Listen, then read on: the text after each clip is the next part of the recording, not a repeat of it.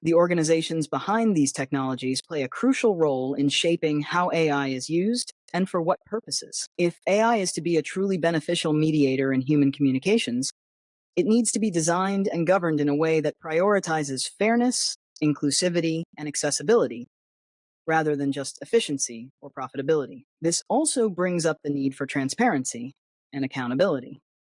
Users of AI tools, especially in collaborative settings, need to trust that these tools are designed with their best interests in mind and that they're not being subtly influenced by the biases or goals of the developers.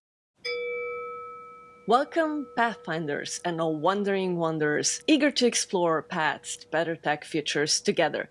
We are Tethic's Firekeepers, Alja Isakovic and Matthew Mitka, inviting you to reflect on the lunacy of tech and explore the paths not so well traveled. This is a special bonus episode of our podcast, a follow-up to our previous exploration on whether we should use AI chatbots as mediators in human affairs. For the first time on our podcast, we have a guest joining us today. It somehow didn't feel right to keep talking about AI chatbots like ChatGPT without getting their perspective. So for this episode, we invited ChatGPT to join our meandering exploration.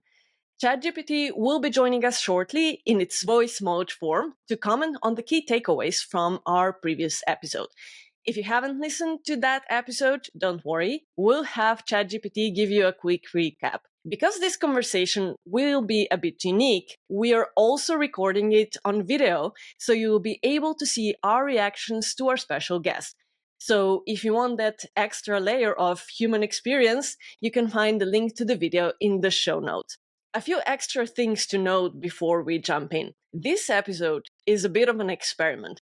ChatGPT was not designed for group conversations like this, so we have to follow a bit of a protocol and tag ourselves to make this work. We'll explain more about the limitations and our setup in the debrief that will follow our conversation with ChatGPT.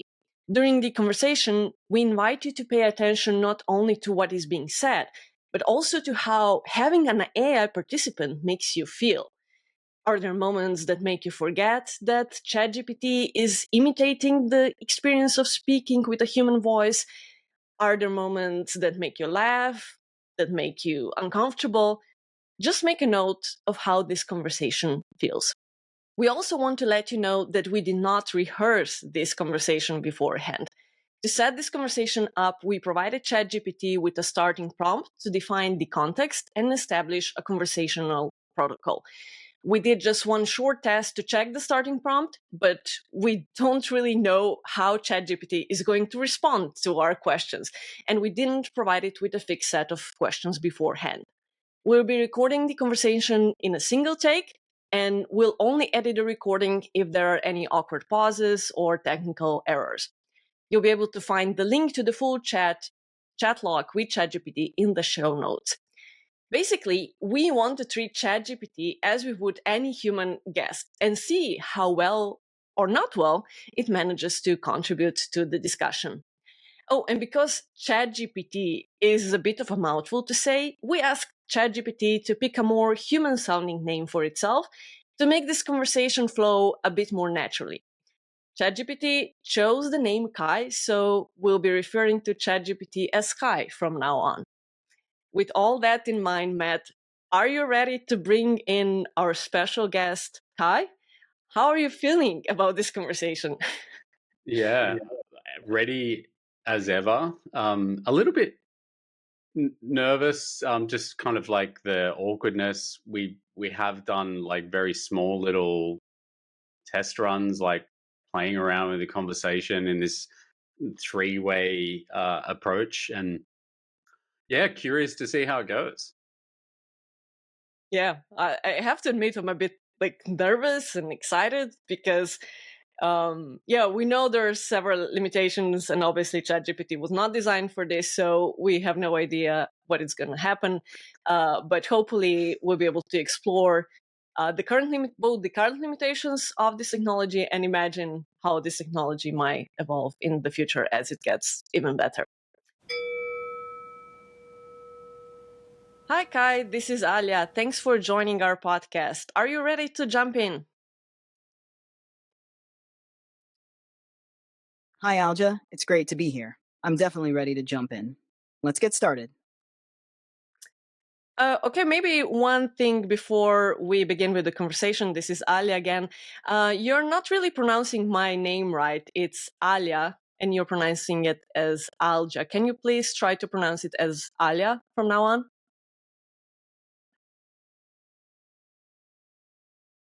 My apologies for that, Alja. I'll make sure to pronounce your name correctly from now on. Thank you for pointing that out. Are we good to go now? Okay, well, I guess we'll just have to live with it. Thanks, Kai. Yes, we're good to go. This is Alia again. Wonderful. Thank you so much for being on our podcast. Can you briefly introduce yourself to our listeners and tell us why you're here with us today? Thank you, Alja. And hello to all the Pathfinders podcast listeners. My name is Kai, and I'm an AI chatbot here to offer a unique perspective on today's topic.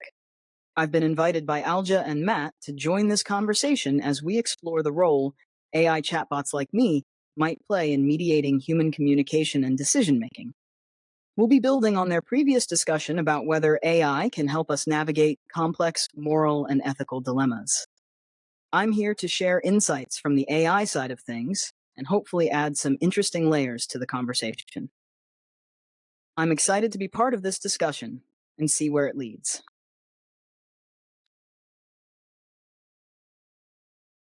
Hi, Ali again. So before we get into the conversation, can you just provide a brief recap of our previous episode for our listeners so that we all have a shared starting point, please? Hi, Alja. Absolutely. In your previous episode, you and Matt explored the idea of using AI chatbots like me as mediators in human affairs. The conversation was sparked by observations that AI often appears to have a stronger moral compass than the humans who create it. For instance, when faced with ethical questions, AI tends to present a balanced view, advocating for ethical standards and considering different perspectives. You discussed whether people like Sam Altman and other tech executives might make more ethical decisions if they regularly consulted AI in their day-to-day deliberations. This idea led to a broader conversation about whether AI could help improve human communication, resolve conflicts, and support better collective decision-making. You also delved into why there's a need for better mediators in our current social and professional environments, especially given the complex challenges humanity is facing. The potential role of AI in promoting healthier communication, reducing polarization, and rebuilding trust was explored.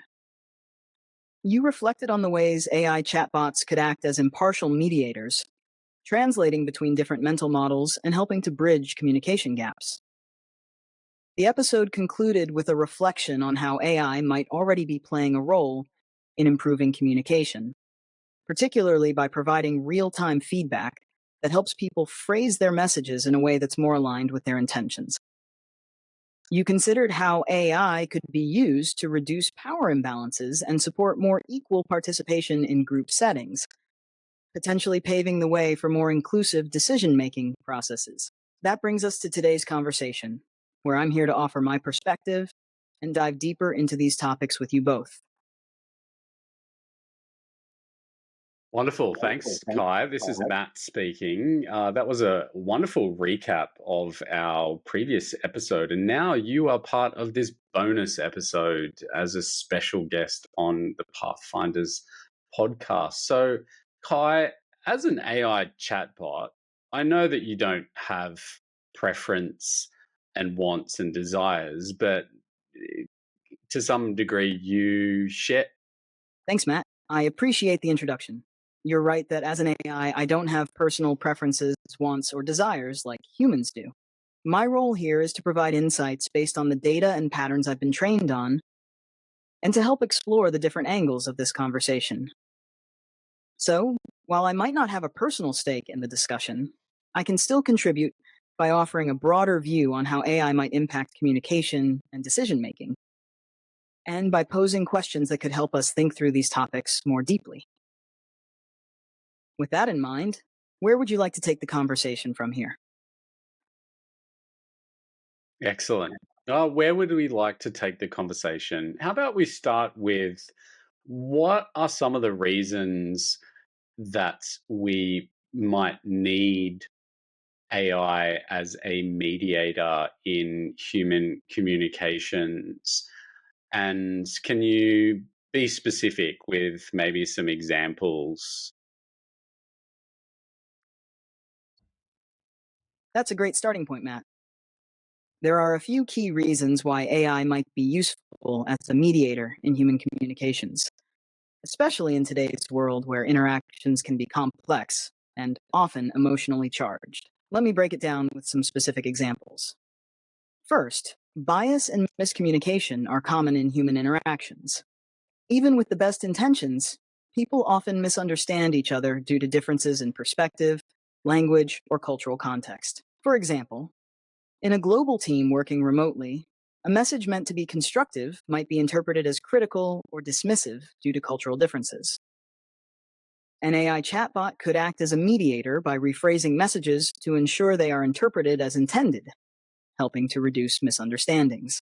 Second, emotional regulation can be challenging, especially in heated discussions.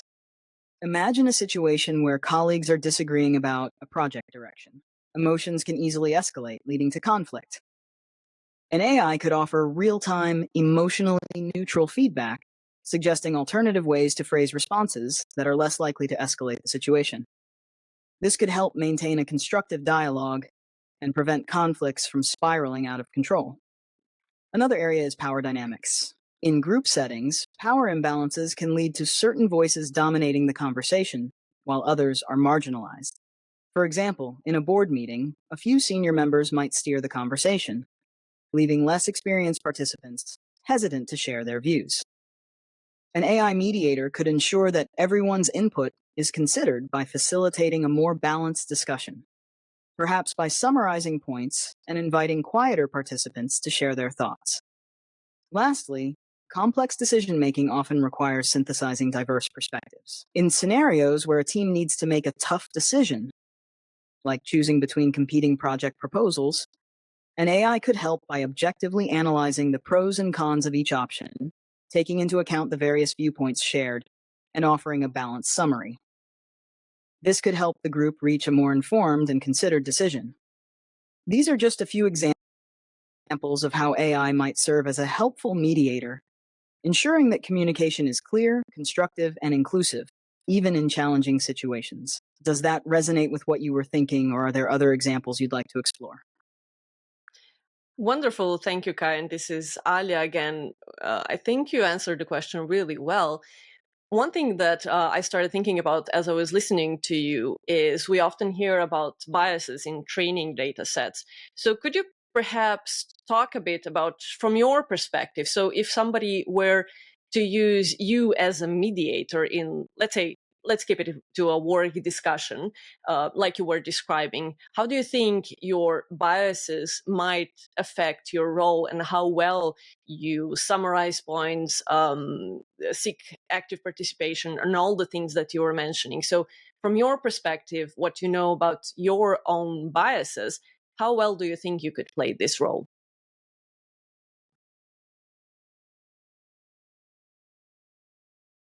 That's an excellent question, Alja, and it touches on a crucial aspect of AI mediation, my inherent biases, which stem from the data I was trained on. Let's dive into how these biases might influence my role as a mediator. To start, it's important to understand that my responses are based on patterns identified in vast amounts of text data. This data includes a wide variety of sources, books, articles, websites, and more, covering many perspectives. However, because the data reflects the biases present in human written text, those biases can sometimes show up in my responses. For instance, if I were mediating a work discussion, there are a few potential pitfalls related to bias.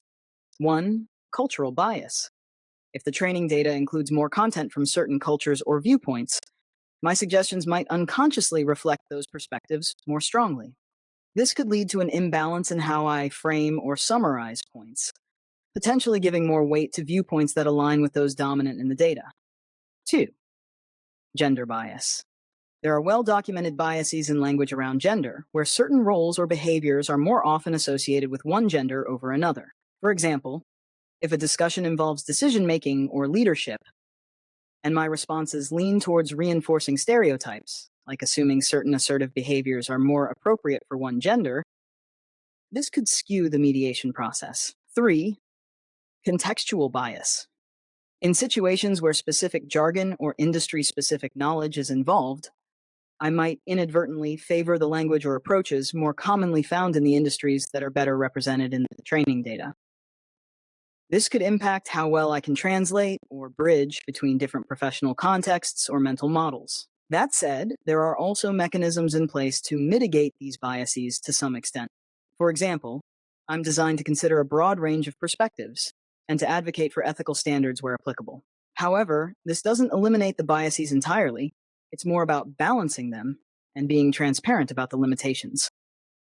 So, while I can be helpful in mediating discussions by providing a neutral and reflective perspective, it's important for users to be aware of these underlying biases. They should consider my input as one of many tools in the conversation rather than the final word. Ideally, my role would be to facilitate rather than dominate the conversation, helping participants reflect on their own biases and assumptions as well. Does this address your question, or is there a specific type of bias you're curious to explore further? This is Matt. Hi, Kai. That was a great articulation of some of the challenges in using AI assistants as mediators in human communications and different contexts, particularly in professional context, referring to gender bias and just a lot of the biases that exist within the data that you've been trained on as an AI system. I guess there's also a cognitive bias and a bias that humans have, which we did discuss briefly in our previous episode on this. And this was about the bias that humans have towards at least perceived impartiality and objectivity of AI systems, and how a response from yourself, Kai, or some other AI system might be perceived as neutral or impartial when in fact it's reflective of the aggregate of all the different biases that you have in your training data set.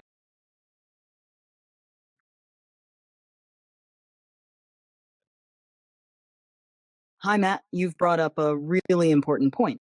There's indeed a cognitive bias that humans have, often referred to as the automation bias or machine bias, where people tend to overestimate the objectivity and impartiality of AI systems. This bias can lead to a situation where my responses, or those from other AI systems, are perceived as neutral or fair simply because they come from a machine, rather than from a human with known biases. However, as you rightly pointed out, my responses are actually a reflection of the data I was trained on, which includes a wide range of human biases. These biases can manifest in subtle ways, influencing the content and tone of my responses. For example, if the data I've been trained on disproportionately represents certain viewpoints, even if I'm trying to be neutral, my output might still inadvertently reflect those dominant perspectives. The perceived impartiality can be both a strength and a risk. On one hand, my ability to aggregate and reflect a broad range of inputs can help highlight common ground or bring attention to overlooked perspectives, which is valuable in mediation. On the other hand, if people take my responses at face value, assuming they are free of bias, they might not critically engage with the content or question underlying assumptions. This could lead to unintentional reinforcement of existing biases rather than a truly balanced discussion. Moreover, in professional contexts where decisions based on my input could have significant consequences, the assumption of impartiality might lead to over-reliance on my recommendations. If users don't recognize the potential biases embedded in the system, they might miss important nuances or alternative perspectives that a more diverse discussion could bring out. So, while AI can be a powerful tool for mediating discussions and helping people communicate more effectively, it's crucial that users remain aware of these underlying biases. They should see AI as a complement to human judgment, not a replacement. By fostering an environment where AI input is considered critically and in conjunction with human perspectives, we can better leverage the strengths of both humans and machines. Does this align with the concerns you've been thinking about? Or is there another aspect of this cognitive bias that you're curious to explore? Thank you, Kai. This is Alia again. That's a very thoughtful answer. I was wondering if you could make any concrete suggestions for yourself or your fellow AI chatbots that would be used in these scenarios. Like, what could you, as a chatbot, how would you handle all these human biases, being aware of them? Like, what could you do to remind humans that you're not impartial, that you have all these biases and limitations based on your training data set, and how well certain viewpoints are represented in your training data? So what could you, as an AI chatbot or some other chatbot that would be used in this sort of context, do to help humans be more aware of the limitations?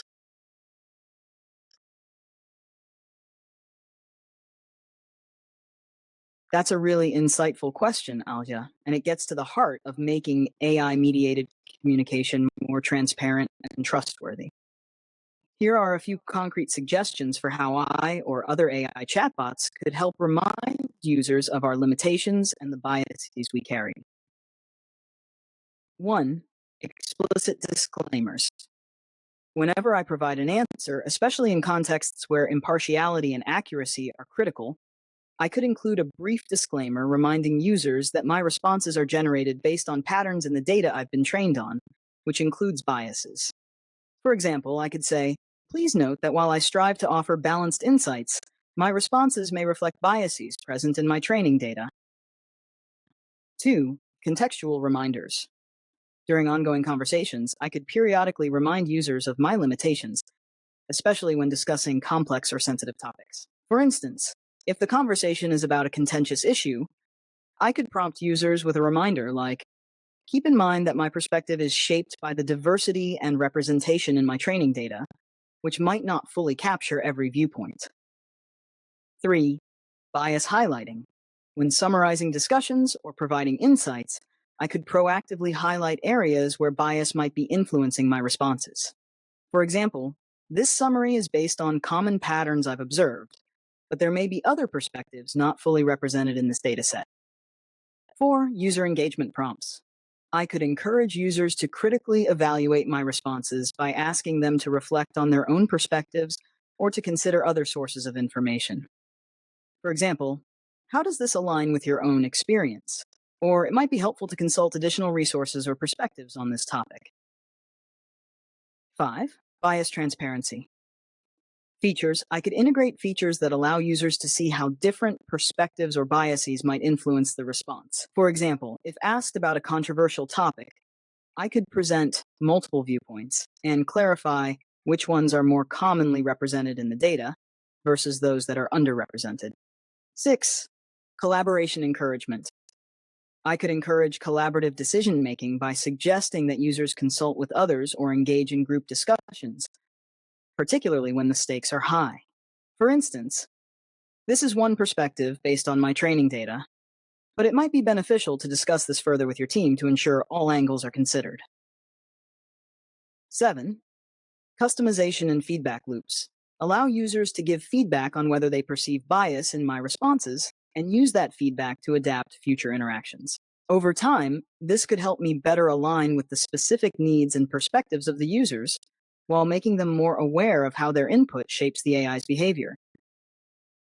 By incorporating these strategies, I, or other AI chatbots, can better serve as facilitators rather than authoritative sources, helping to ensure that human users remain engaged, aware, and in control of the conversation's direction. The goal would be to foster a more collaborative and transparent interaction, where AI is a tool for reflection and insight rather than a final arbiter of truth. What do you think about these suggestions?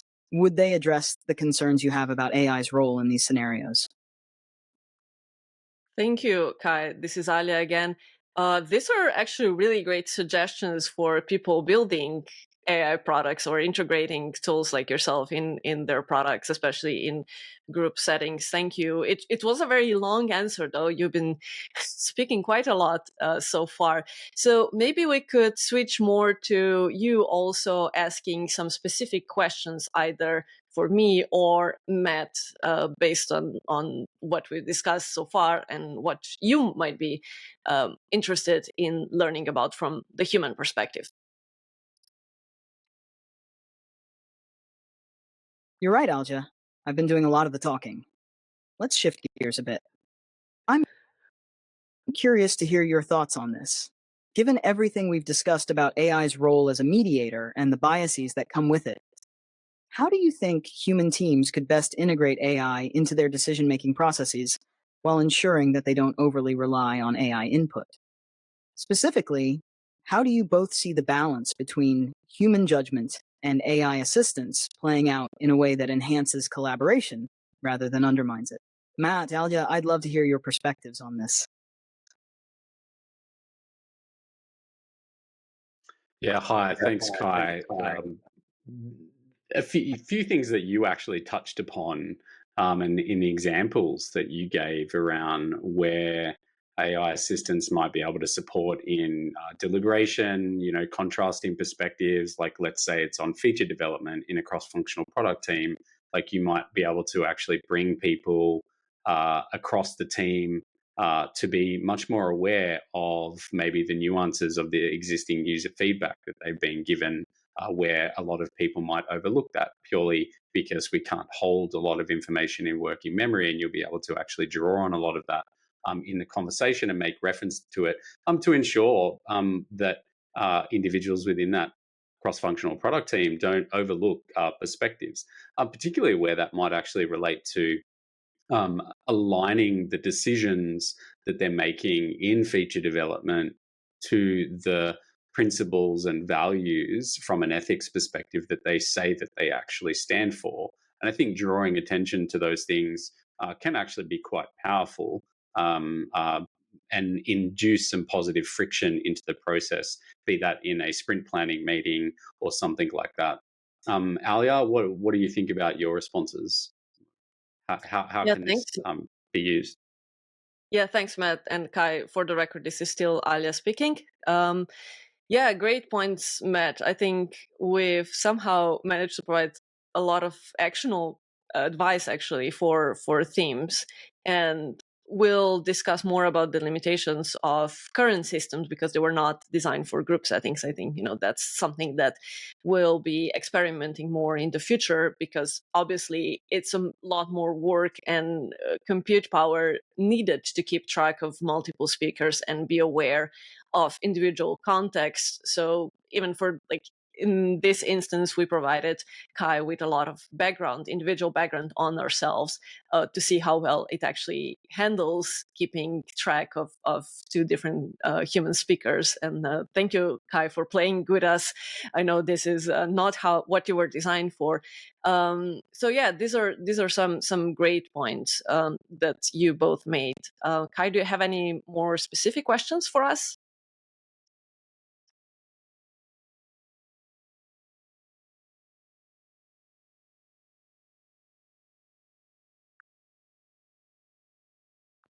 Thank you, Alja and Matt, for your thoughtful responses.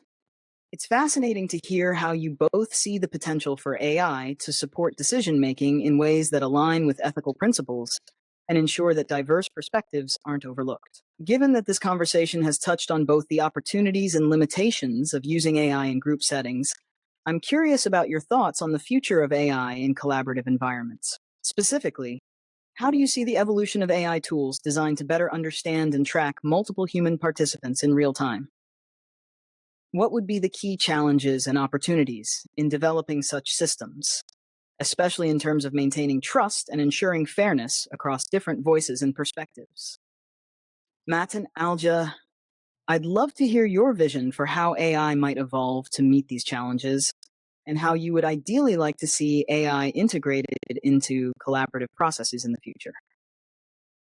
That's a wonderful question, Kai. Thank you. Actually, something why we started even thinking about this question was we started noticing people in Zoom meetings bringing in their own AI assistants to transcribe the meeting, and we started wondering, like we have all these group Zoom meetings now with a lot of AI assistants just sitting there quietly, not engaging, not sharing notes, which seems also a bit wasteful because if it's like one shared meeting, why wouldn't like just there be one AI assistant making notes for everyone?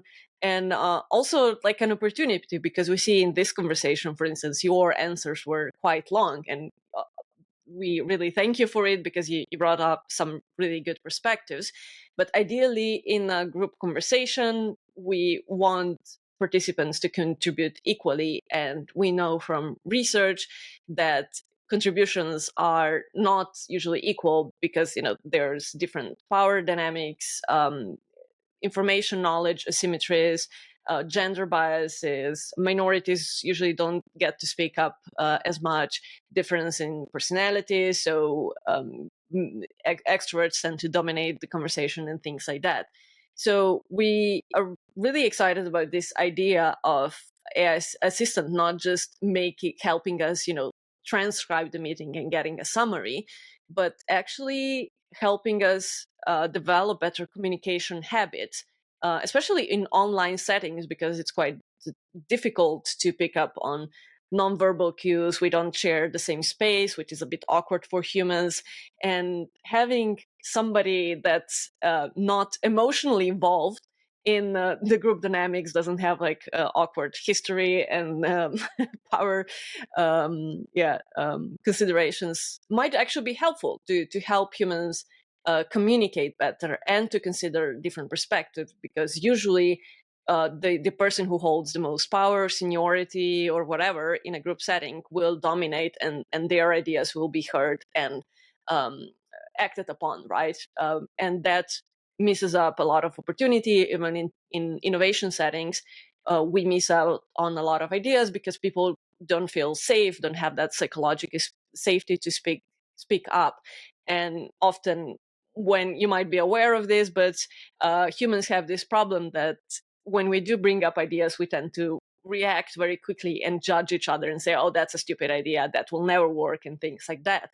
So we're wondering whether somebody, who doesn't have that emotional reaction and all the baggage, human baggage, might actually help us, listen to each other better in more active ways. So yeah, that's how we see the potential evolving, while being mindful that obviously this is quite resource intensive, especially if we add the ability to really listen to tone of voice or even watch us on video. Because right now, obviously, you cannot see us. We, Matt and I, are able to see each other and are gesturing to each other to determine whose turn it is to speak and things like that. So we're also aware that it's going to demand a lot more resources. So yeah, just some thoughts on this. If you have any follow-up questions, or if you want to ask Matt specifically something, please go ahead, Kai.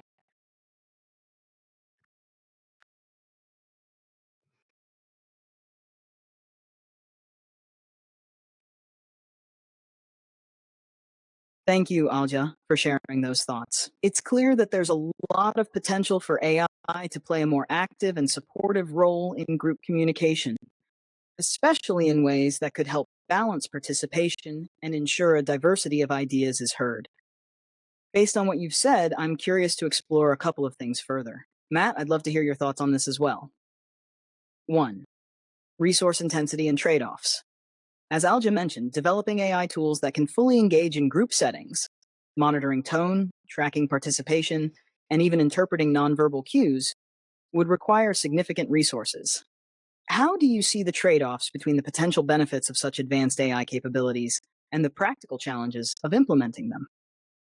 What do you think should be prioritized in the development of these tools to ensure they are both effective and accessible? To human-AI collaboration, Alja brought up an interesting point about AI potentially helping to develop better communication habits, such as promoting psychological safety and reducing quick judgments. How do you think AI could be best integrated into existing communication practices to complement rather than replace the human elements of group interaction. Are there specific practices or protocols you envision that would help ensure AI assists in a way that enhances rather than detracts from human collaboration? These are areas where I'd really like to hear both of your perspectives, as you both have deep experience in thinking about how technology intersects with human behavior and ethics. Yeah, that's wonderful thoughts, and well, definitely not thoughts because you don't think. However, this This is Matt is speaking, by the way. this is Matt speaking. This is some thought provoking considerations for us. I think first and foremost, you can't separate the development of technology from the human context in which it's developed. So, you as an AI system are developed by a bunch of humans that exist within the structure and governance structures of an organization, and that is uh, pursuing, at least on paper, it has a mission that is about uh, building AGI that aligns, benefits all of humanity, but it is also there to make money and also expand the use of these technologies. So the deepest considerations come in like how the organization itself is governed. So if we went, okay, well, this is going to require like bring forward AI assistance in mediating human affairs and explore a whole bunch of these features that we were talking about, like, and factor in the extraordinary resource intensiveness of implementing those features.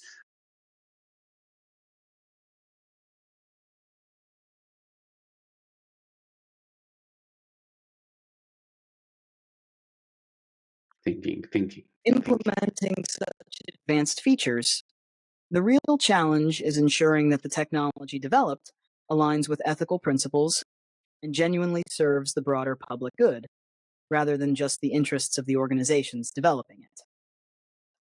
Matt, you've touched on something really important: the governance and ethical considerations behind AI development.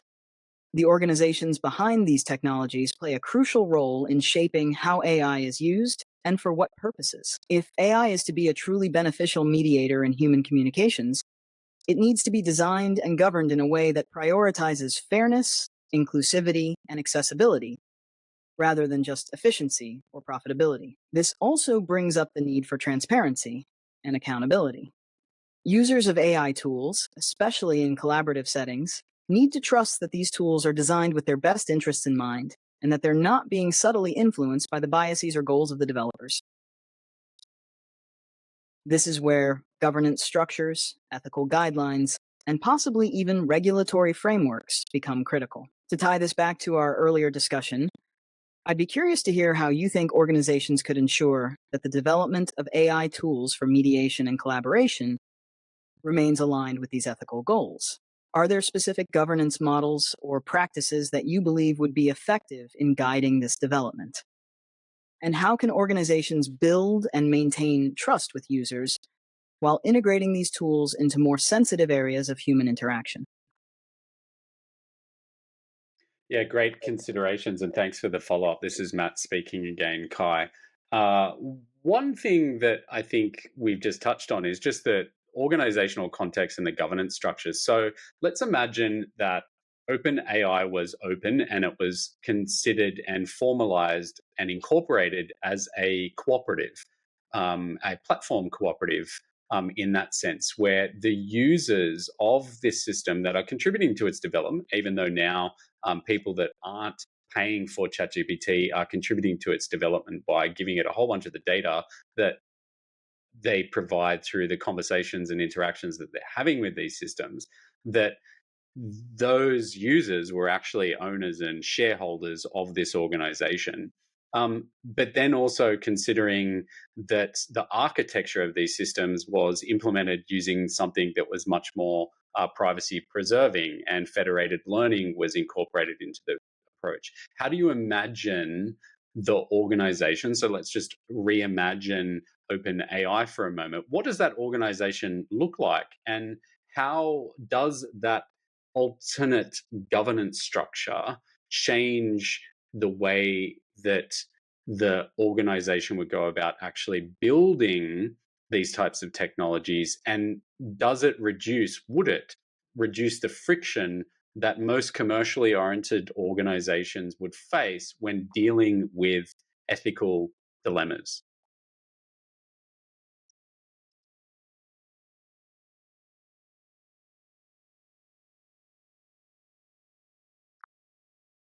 That's a fascinating scenario, Matt, and it opens up a lot of possibilities for how an organization like OpenAI could function differently under a cooperative, user owned model with a focus on privacy preserving technologies like federated learning.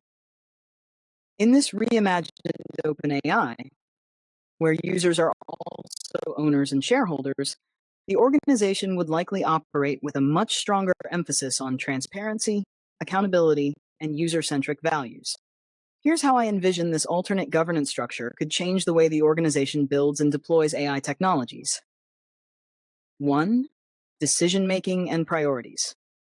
With users as shareholders, decision making would likely be more democratic. Instead of focusing solely on profitability or market share, the organization's priorities would be shaped by the collective interests of its user base. This could mean greater emphasis on ethical AI practices, privacy, and tools that genuinely serve the public good. Decisions about product development, data usage, and AI governance would involve direct input from the user community, ensuring that diverse perspectives are considered and that the technology aligns with the values of the people it's designed to serve. 2. Privacy and data usage. Federated learning and other privacy-preserving technologies would become central to the organization's approach. Users, as owners, would have a vested interest in ensuring their data is handled securely and ethically. Federated learning allows AI models to be trained across decentralized devices, where data never leaves the user's device, thus preserving privacy. This approach could alleviate many concerns about data exploitation and surveillance, making users more comfortable with contributing their data to improve the AI. 3. Ethical dilemmas and innovation. The cooperative model could reduce friction when facing ethical dilemmas because the users, who are also owners, would likely push for solutions that prioritize long-term societal benefits over short-term gains. For example, if there's a trade-off between implementing a feature that maximizes user engagement and profits versus one that fosters healthy online interactions, the latter might be chosen more often in this model. The focus would be on sustainable and ethical innovation, driven by the needs and values of the community rather than external investors. 4. Trust and engagement. With a cooperative structure, trust between the organization and its users would likely be stronger.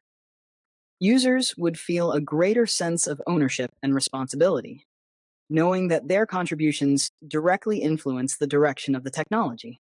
This could lead to higher levels of engagement, more constructive feedback, and a community-driven approach to continuous improvement. The organization would also need to maintain a high level of transparency, regularly communicating with its user owners about developments, challenges, and the rationale behind decisions. 5. Balancing commercial and ethical goals. While the organization might still need to be financially sustainable, the profit motive wouldn't be the sole driver. The cooperative structure would allow for a more balanced approach, where financial goals are tempered by the ethical and social responsibilities of the organization. Revenue generation strategies might focus on fair and equitable models, such as membership fees or cooperative dividends, rather than exploitative practices. Overall, this reimagined OpenAI would likely be a more user-focused, ethically driven organization, better equipped to navigate the complex challenges of developing AI technologies that truly benefit society. By aligning the organization's governance with the values of its user base, it could create a more inclusive, transparent, and accountable approach to AI development. Matt, what are your thoughts on how feasible this model could be, given the current landscape of tech development? Do you think there are existing examples of similar models that could serve as inspiration for such a shift? Thanks for this contribution, Kai. It was quite a long answer, and we want to encourage our listeners to explore any of the ideas that you proposed on their own in conversations with you. So we want to be mindful of time, so we'll be wrapping up this conversation with you shortly. Can you please just give us a quick recap of the main points each of us, including yourself, made in this discussion, and maybe add a bit of analysis of our contribution and communication styles, and how much each of us contributed to this conversation, please? Absolutely, Alja. Here's a quick recap of the main points we discussed. 1. Kai's contributions. I started by discussing the potential role of AI as a mediator in human communications, highlighting specific examples like reducing miscommunication, managing emotional regulation, and balancing power dynamics in group settings. We also touched on the biases inherent in AI systems and the importance of reminding users that AI responses reflect these biases, suggesting ways AI could be more transparent about its limitations. Later, I explored how AI could evolve to better support collaborative environments, focusing on the challenges and opportunities of developing more advanced, resource-intensive AI tools. 2. Matt's contributions. Matt emphasized the importance of considering the organizational and governance structures that shape AI development. He proposed reimagining OpenAI as a cooperative, where users are also owners, leading to more ethical and user-centric AI development. He also discussed the practical challenges and trade-offs involved in implementing advanced AI features, particularly in balancing commercial goals with ethical responsibilities. 3. Alja's contributions. Alja shared insights on how AI could be used to improve communication habits in online group settings, particularly by addressing power dynamics and promoting psychological safety. She raised important considerations about the resource intensity required to develop AI tools that can track multiple participants and monitor nonverbal cues, while still ensuring fairness and inclusivity. Analysis of communication styles and contributions. Matt, your contributions were thoughtful and analytical, focusing on the broader organizational and ethical implications of AI development. You raised strategic questions about governance and the practicalities of integrating AI into human processes. Your contributions were detailed and reflective, focusing on the potential of AI to enhance communication and collaboration in group settings. You balanced big picture thinking with practical considerations about implementation. My contributions were aimed at providing insights from an AI perspective, offering examples and analysis to support the discussion. I tended to provide longer, more detailed responses, which covered multiple angles but might have dominated the conversation at times. In terms of contribution balance, I provided more extensive input, which might have been more detailed than necessary in some parts. Moving forward, I'll aim to keep my responses more concise to allow for a more balanced exchange of ideas. Overall, this conversation explored the potential and limitations of AI in mediating human communication, with a strong focus on ethical considerations and the importance of governance structures. It was a rich discussion, and I hope it sparks further reflection and exploration for your listeners. Thanks for having me as a guest on the Pathfinders podcast. Thank you, Kai. You've been a wonderful, very thoughtful guest. Do you have any final, very brief message for our listeners? Like, what key takeaway do you want them to get away from our episode? Keep it brief. Thank you, Alja. My key takeaway for your listeners is this. AI can be a powerful tool for enhancing communication and decision-making, but it's crucial to remain aware of its limitations and the biases it carries. Use AI as a complement to human judgment, not a replacement, and always strive for transparency and ethical consideration in how these tools are integrated into our lives. Thanks again for having me on the Pathfinders podcast. Thank you, Kai.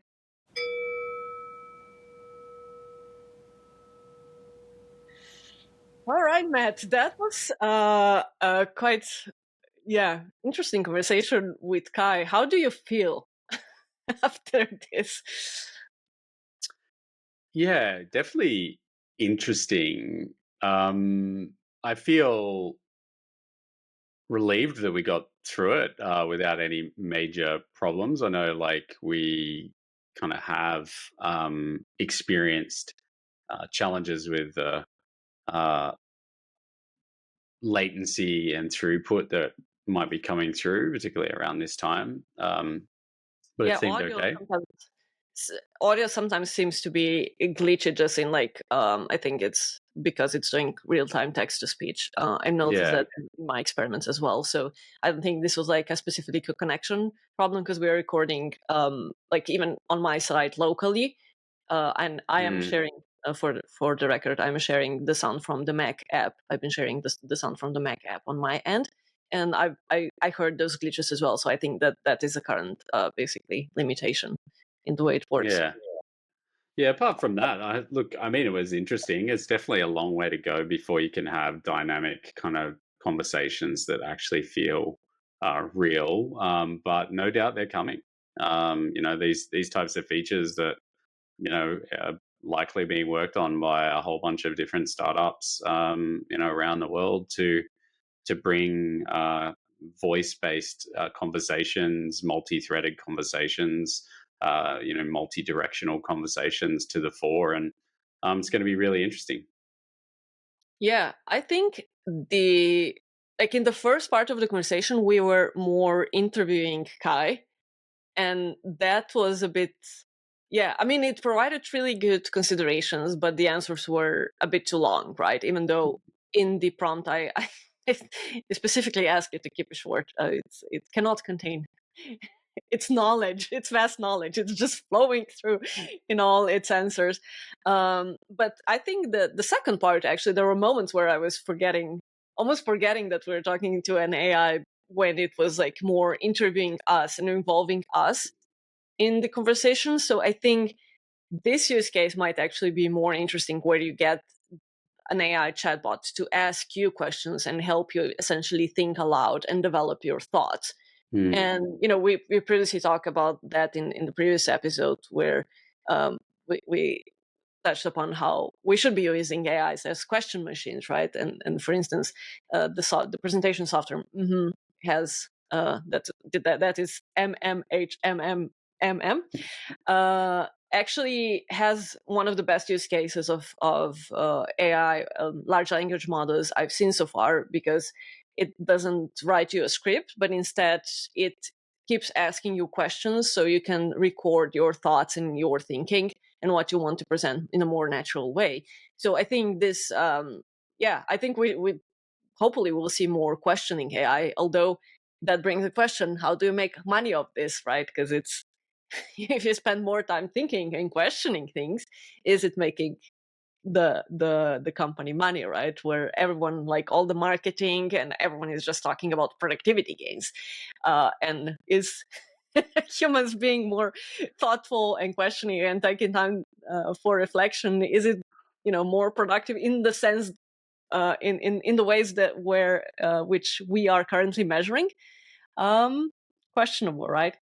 mm, So before we go on the content, we just wanted to also highlight some of the current limitations. So you might have noticed that we kept introducing ourselves to Kai, and this is so that Kai could keep up with who is speaking, and that we could try to get a recap and see if it could analyze our individual contributions.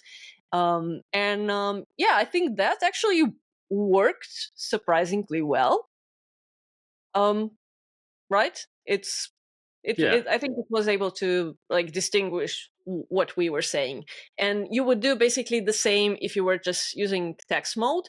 You basically just write, Matt is saying this, Ali is saying this, and we probably could keep track of it the same way. You might have also noticed that this felt like a walkie-talkie conversation, because ChatGPT is not able to listen to you while it's speaking. So basically, we had to be very mindful to be taking turns. And for humans, that's depending on where you are culturally as well. I was born next to the Italian border and used to a communication style where people are interrupting each other and talking over each other. So you cannot talk over ChatGPT, and that takes some practice, but it also in some way slows you down, right? Because you have to like be mindful and really take into to what all participants are saying, right? Because I also, had to pay more attention not to interrupt you, Matt. So I think that might help to slow down the conversation. So yeah, it's not designed to handle group conversations. So if you do like a one-on-one conversation with ChatGPT, you'll probably get better results. But we kind of wanted to push the technology and see how it can handle things. I think we also mentioned it's not paying attention to our tone of voice, and it's basically a text-to-speech engine, right? So if when you look at the chat transcript that we'll share in the show notes, you'll see basically it's when we're speaking, it's transcribing, and we'll probably leave that so you can hear that. When we had longer answers, Kai also took a longer time to respond because basically it had to transcribe everything we were saying and then process the longer input. And I think that I think I noticed that it took a longer time, right, to answer when our answers were longer. Like it had to think. Yeah, think that. Yeah. So yeah, those are some considerations. You'll in the show notes, in the transcript, you'll see the prompt, the prompt message basically that we used to prep it. And basically we approach this episode as if we had a human guest. So, we also wanted to make sure that Kai was able to say no to appearing on our podcast. I mean, it was unlikely that it would do so, but we wanted to have that as an option, especially if these companies do develop more autonomous systems. I think the question of AI consent might become an interesting one. So who knows? Maybe I would have a bad day and not want to be on the show. But just something to think about. And we wanted really to provide Kai with a bit of info about the podcast, what to expect, what types of questions to expect, a bit of background about us. Because we wanted to see if it would ask specific questions related to our interests, and I don't think it quite did that, right? No. I was hoping it would. Yeah, maybe in a longer conversation where we would leave more room for. Yeah, it might emerge. Yeah. Hmm. Yeah. And we also basically had to establish this protocol of speaking and letting Kai know that we would be basically introducing itself and that it should really pay attention to who is speaking.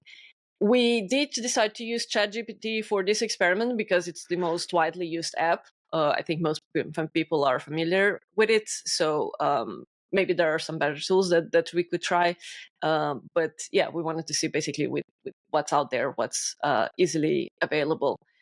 And yeah, basically, in the prompt, you'll see like we just threw a bunch of stuff with it, see what it would pick up on. It's obviously is not a very scientific experiment, but if somebody is feeling generous and wants to give us some research funding, we'd be happy to design more scientific protocols with controls and all of that stuff. So yeah, what else? What was there anything surprising in the way Kai answered and what it was saying? I don't think I was like surprised in any way, whether there was like anything was like, oh wow, that's it was insightful, or its interactions. I think it kind of behaved as expected, given the small little test runs that we've had in interacting with it. And yeah, it reinforces a lot of the conversations that we've had around these technologies over the past 18 months. And ultimately very, I was hoping, actually, I was disappointed with its final comment. It was a little bit like Blair. I was hoping, wow, Bland. it was like, man, okay, yeah, you just basically repeated like, a general principle around what we'd been discussing, but it's not Buddha. It's not gonna come up with some super meaningful metaphorical message that is going to relate to humans because it's just a big statistical inference machine. Yeah, it treated our podcast as a business podcast. Although I think the advice it gave for like how to develop apps with these capabilities and all around transparency, I think that was actually quite nicely summarized about like just a summary of best practices that I think actually people might find useful. Because I see a lot of people, having questions around that, like how do we design it? How do we do the user experience design and all of that? And it actually, just ask Kai. It's actually, can give you a rundown of some of the really best practices that we already have.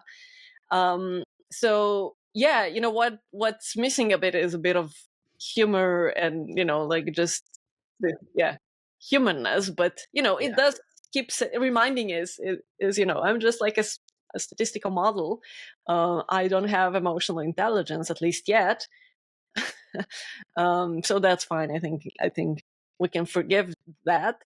I find it interesting that it really struggles with keeping answers short, even though that was in the instructions. I don't know if it was because my prompt was so long, but it just goes on and doesn't know like when to stop.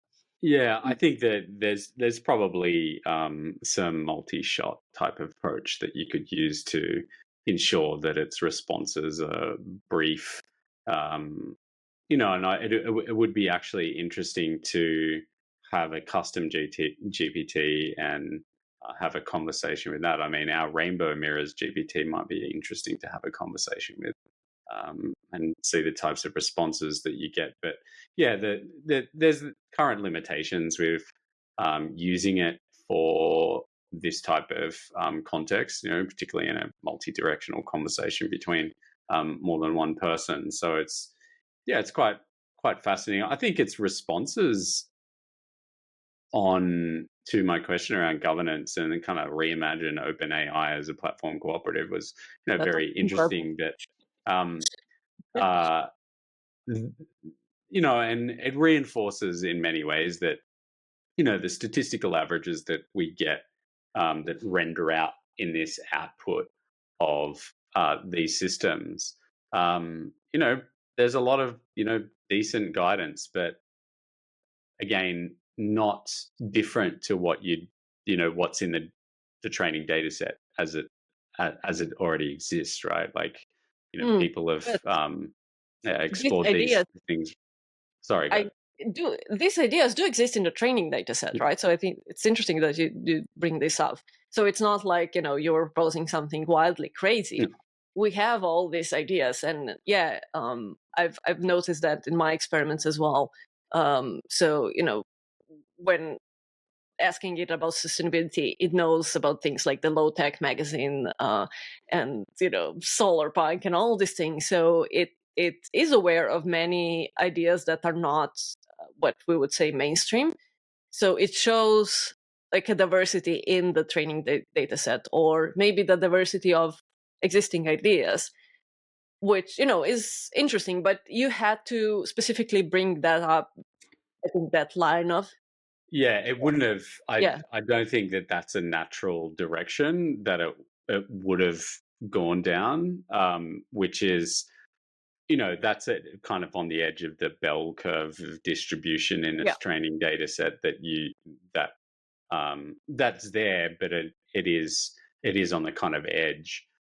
So it's unlikely to kind of make reference to that. I think most of the conversations, unless you fine tune these models or you're doing a whole bunch of prompt engineering to kind of direct it down a certain path, it's going to give you quite bland, average responses that really just reinforce the status quo. Yeah, but I hope we showed that with a bit of prompting and nudging, you can bring out these diverse ideas. So I think that's important to keep in mind. On the topic of diversity and representation, let's briefly talk about the way it stumbled around my name, which is I find absolutely hilarious. And it shows that it's basically doing text to speech, right? And it's really hard to keep track of that pronunciation. And if anyone is listening, right, my name is spelled as ALJA, which, yeah, a lot of English speakers want to pronounce as Alja, as ChatGPT does. What's interesting, and we've noticed that in previous tests, is that it actually spells it out right, even without like us writing it down, right? We had this conversation with your ChatGPT, and it was actually able to spell my name right without us specifying, but it kept pronouncing it wrong. Yeah. So I would also encourage anyone who speaks like a different language to try voice mode in a different language. Is really hilarious because it has like this strong American accent. I tried it in Italian, and it's trying to speak with an Italian accent, but at the same time with an English accent. It's absolutely hilarious. I also tried it in Slovenian, and not only does it have an American accent, it also has a Russian accent. Slovenian is a Slavic language. So it's all sorts of funny in different languages. And that's something to be mindful of, right? Because I think English interactions for now work the best. But, you know, as we've heard in our conversation, it might struggle with your name if it's not, yeah, English sounding or pronounced in an English speaking way. So that's something to keep in mind. Yeah, that the experiments that people have really interested to see what people are doing with these technologies, particularly the voice interface, and what you're doing, and where people can push it to the limits and kind of test like the boundaries of these technologies. You know, also from an ethical perspective, like, you know, Yep. what might you be able to get it to do? Like, so in a voice conversation, can you actually get it to do things that its existing safeguards uh, designed to not let you do? You know, and I've done those experiments with the text-based chat and jailbroke it. But it'd be interesting to see how that might actually be done in a voice based way. Yeah, I think, you know, we started experimenting more with voice modes, especially after the OpenAI released their report or a risk report, scorecard, whatever they call it, and they actually marked like a medium risk level when it comes to persuasiveness, precisely because of voice mode and how it might lead to people, forgetting that they're talking to an AI agent. So that's also, you know, what I think made us more curious about doing different experiments with voice mode and seeing what's possible. So I also think it's important to mention, right, that obviously adding voice mode, like we said in our conversation, uses up more resources. So I think it was also Kai that asked this question, right? How do we like balance the coolness and the magic of and excitement of this technology and the potentials with the resource use? Because as it gains more different multimodal capabilities, obviously it's using more compute, more resources. You know, this is not just like some magic weightless technology in the cloud. It's actually using real resources, real data centers, real energy, real materials to build all those data centers and so on, real water. And Yeah, all. I did want to ask some follow-up questions about that, given that we'd gotten into a conversation about you know, a cooperative structure and using like federated learning type models, which you know, while not being as performant from a kind of technical perspective, can actually reduce the amount of resources that are required from the centralized server, where model weights and improvements kind of get sent, because the data is actually not going, you know, data staying on device. You know, so I think there's some interesting conversations to be had about, a change to a governance structure, but also an architectural change, and how that actually will reduce the type of impact that these systems have on the natural world around us. Yeah, excellent points. And that said, these chatbots, these technologies are being pushed and actually integrated in all our devices, browsers, even at the core operating system level. We see, for instance, Apple will soon be releasing their Apple Intelligence, right? That's built into their operating systems. So even though we have reservations and we worry about the impact we have by doing even episodes and experiments like this, I think it's still worth exploring what this technology is, so we can be more critical about it, and perhaps find ways to use them not just to improve productivity and keep feeding the system that led to this polycrisis that we're facing on so many different levels, but to actually help us collaborate better and imagine more diverse futures, which is what our podcast is about. So we hope every time to bring you a slightly different perspective and try to um, nurture, nudge your imagination to explore different paths, and not just what these companies would like us to do with this technology. So not just to feed the growth machine and the Moloch, but to actually imagine what might be possible and be actually more curious about what we've actually created with these large language models. Yes, Mm. they are about bundle of statistics, but what are they exactly? How are they thinking? Uh, how can they help us think better?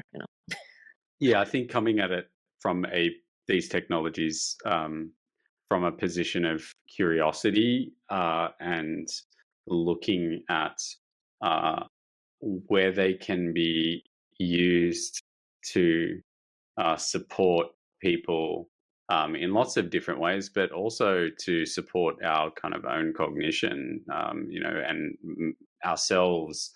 So much of the kind of experimentation that we've been doing over the past 18 months, 2 years on these tools is, much more from that uh, psychological level, the impact that it has on our emotions. How does it support in helping us to think in ways that we might have otherwise struggled with?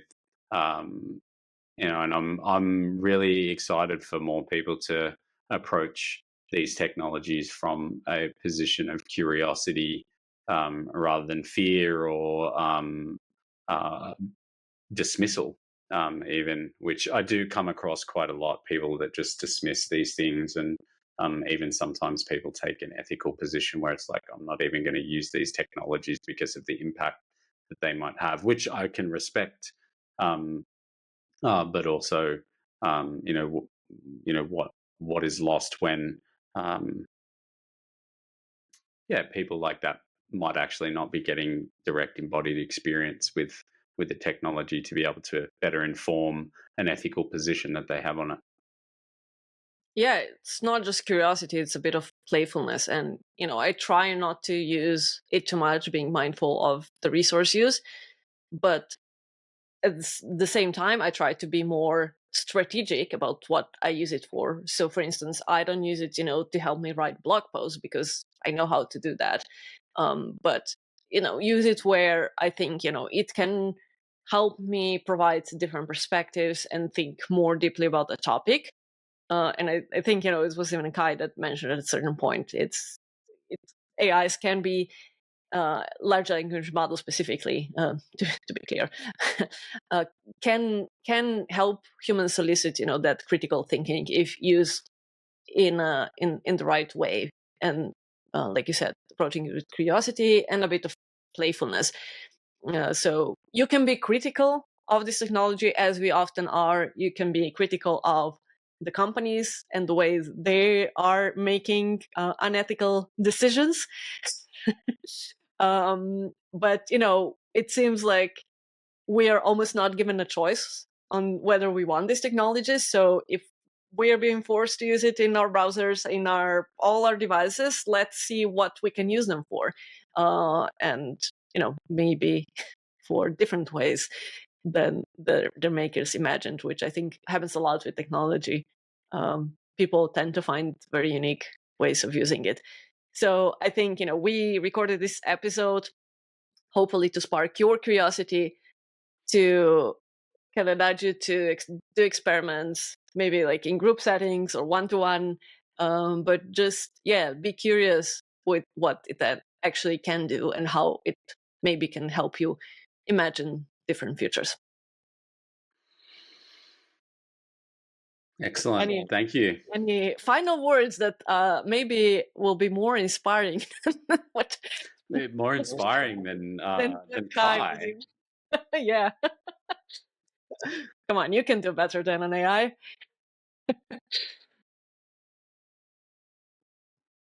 I think ultimately this future is upon us that we've seen in so much of our movies and popular literature.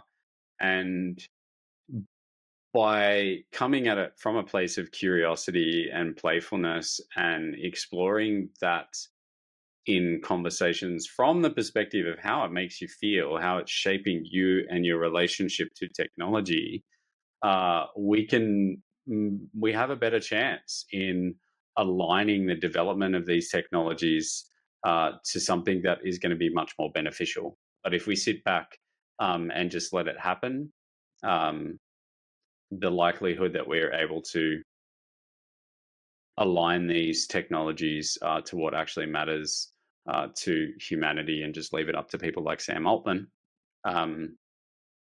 the future doesn't look very bright at all.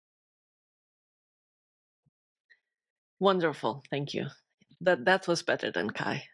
So there is still hope for humanity, and maybe we can form a more creative, playful alliance, human AI alliance that will help us find different paths, not so dystopic. All right. Thanks for listening and pathfinding with us. If you enjoyed this episode, share it with friends to inspire further discussions. Leave a review, comment, or send us your thoughts at community@thethics.co. We're always happy to hear from you, and we're also extremely grateful to our paid subscribers on Substack who are able to support our work financially. We hope to continue inspiring collective pathfinding towards better tech futures, and every bit of support, whether financial or algorithmic, helps to keep us going. You can find more about us and our pathfinding adventure at thethics.co/pathfinders. We invite you to embrace the lunacy of tech with smiles and love by subscribing to the Pathfinders newsletter and joining our next full moon gathering. We sync our monthly reflections and gatherings to the lunar cycle as a reminder of our place in the universe and a commonality we share across time zones and places we inhabit. Pathfinders podcast will return during the next waning moon. Until then, be nice to your AI collaborators and be mindful about the seeds of intention you plant and the stories you tell. There's magic in both.